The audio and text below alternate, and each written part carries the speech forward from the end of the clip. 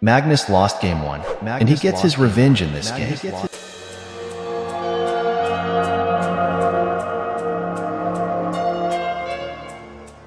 Welcome to Game 2 of Magnus vs. Martin. In Game 1 I made the bots play a Sicilian Najdorf and gave Martin the white pieces. Martin obliterated Magnus with a knight sacrifice, kingside attack, and left his queen hanging for multiple moves. If you didn't see that video, check it out in the top right-hand corner. Now Magnus has the white pieces in the same opening and the game began with e4, c5, knight f3, d6, d4, c takes d4, knight takes d4, knight f6, knight c3, a6, bishop e3, e6, f3, b5, queen d2, knight bd7 and g4. Now the engines were on their own. Martin played h6 and then Magnus long castled. Bishop b7 and then Magnus immediately starts the kingside attack with h4. Martin gets his queenside attack going with b4, knight e2 and d5, striking in the center. Magnus takes, opening up the position while Martin's king is still stuck in the center. Bishop takes d5 and then knight f4, aiming to get rid of Black's strong centralized bishop. Bishop takes a2. Magnus let Martin take this pawn in exchange for time. Magnus plays knight c6, forking the queen and the b4 pawn. Queen c7 and knight takes b4, getting the pawn back and attacking the a2 bishop. Bishop takes b4 and queen takes b4. Magnus has now obtained the two bishops advantage and is currently preventing Martin from castling. Magnus will now try to explode the center whilst Martin's king is still in the center. Knight d5, centralizing the knight and attacking the queen. Knight takes d5, removing the knight and further opening up the position for White's pieces. Bishop takes d5 and bishop f4, improving the bishop with a tempo and preparing to put in on d6 where it will reign over Black's weak, dark squares. Queen c6 enabling bishop takes f3, forking the two rooks. Magnus played rook h2, getting out of the fork and preparing to slide over the rook and bring it into the game.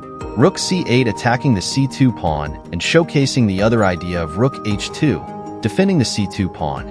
Magnus now plays bishop d6, controlling the weak, dark squares and preventing Black from castling.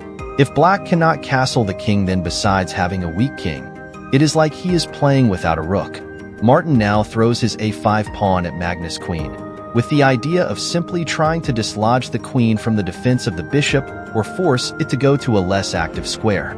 Queen f4 and the f6. Martin now always has the potential idea of putting the king on f7 in order to manually castle and bring the h8 rook into the game.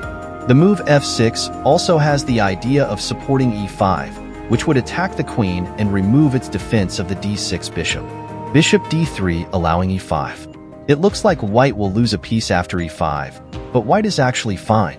If Black plays e5, the line goes as follows: e5, bishop g6 check, king d8 and the queen d2. Black can take on d6, but then White would take on d5, and after the exchanges, White's active rooks and amazing bishop will dominate the Black position. The a5 pawn is hanging and Magnus will double rooks, applying immense pressure to the e7 knight. That's why in the game, Martin played king f7, preventing bishop g6 and enabling e5. Magnus played h5, re-enabling bishop g6. Martin then played knight b6, but this allows the deadly bishop g6 check. On the surface, it looks like bishop g6 is harmless as it doesn't threaten to win anything. But what the move does is it forces king g8 and Black's rook is trapped in a corner. It's almost as if White is up a rook. This game illustrates how castling is important, not only to get the king to safety, but also to activate the rook. Rook d2, doubling up on the d file. Now whenever Black plays e5, the d5 bishop will then hang. Queen d7, and then Magnus played bishop a3. The thing about bishops is that they exert the same amount of pressure no matter how far away they are on the diagonal. Bishop a3 still controls the diagonal, but also creates a pin on the d5 bishop. Knight c4, attacking the rook and the bishop. White plays rook d3, getting out of the attack and enabling rook takes a3 if Black decides to take the a3 bishop. Knight e5. Black tries to get rid of the g6 bishop, as it is the piece that is causing him to trap his own rook in the corner. Here Magnus played a brilliant move. Please like, subscribe, and then pause the video to find the brilliant move that was played in this position. In this position, Magnus sacrificed the rook. Martin doesn't even take the rook and instead takes the knight on g6. If Martin did take the rook, then there would be the insane bishop e4 attacking the pawn, or bishop f5 winning the exchange back. Magnus takes the queen, and then Martin takes Magnus queen. Now we are in an endgame and Magnus does what he does best: win endgames. Rook a7, attacking the pawn and preparing a possible doubling of the rooks on the 7th rank. Knight d5, preventing rook d7. Rook d4, and Martin lashes out with g5, trying desperately to get the h8 rook in the game. Rook takes h5 and Martin plays rook h7, finally getting the rook into the game.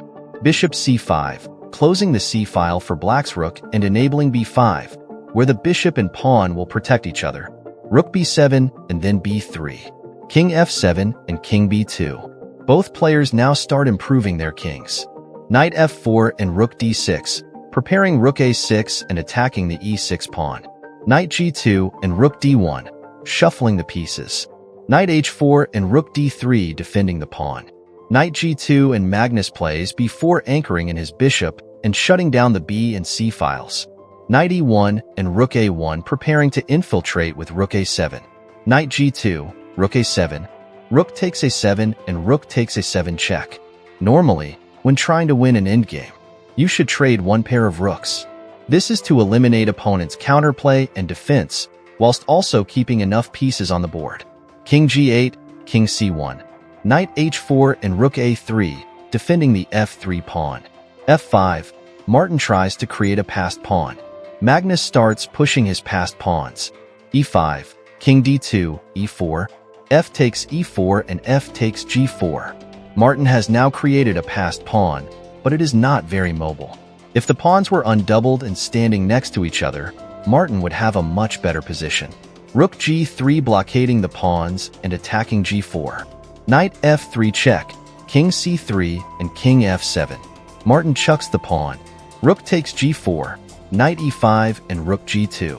g4, rook d2 taking the open file, knight f3 and rook d7 infiltrating. Sublime endgame technique from the endgame virtuoso. King e6 and rook g7, putting the rook behind the pawns. You normally want to attack or defend pawns with rooks behind the pawns. Knight e5 defending the pawn and rook h7, attacking the h6 pawn. Martin plays g3 and Magnus immediately comes back to g7. Now it is impossible to defend the g3 pawn.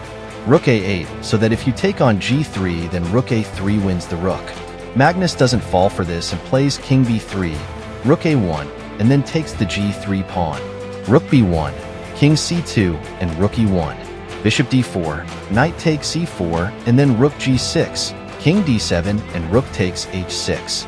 Magnus now has 3 passed pawns that he will advance up the board. Knight a3 check, king b3, knight b5 and bishop c5. Rook takes e4 and rook a6 preparing to push the h-pawn. Rook h4, h6, king e8. Rook f6, king d7, rook g6, rook h5, king c4, knight a3, king d4, king e8, rook a6, rook h4 check, king e5, rook h5, king f4. Magnus is running his king to help the pawn promote. Knight b5, king g4, rook h2, king f5, knight c7, rook d6, knight b5, rook f6, knight c3, rook f8, king d7, rook f7, king c6, h7, king d5, king g6, rook g2, king h6, rook h2, king g7, rook g2 and king f8. Magnus hides the king and will now promote the pawn. Rook h2, king g8, rook h1 and h8 queen. Rook takes h8 and king takes h8. The rest of this game was Magnus converting this win.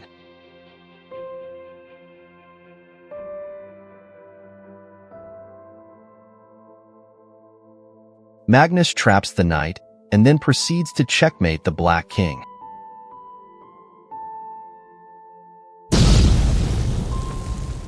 I hope you enjoyed this game. Please like, subscribe, and then go promote some pawns.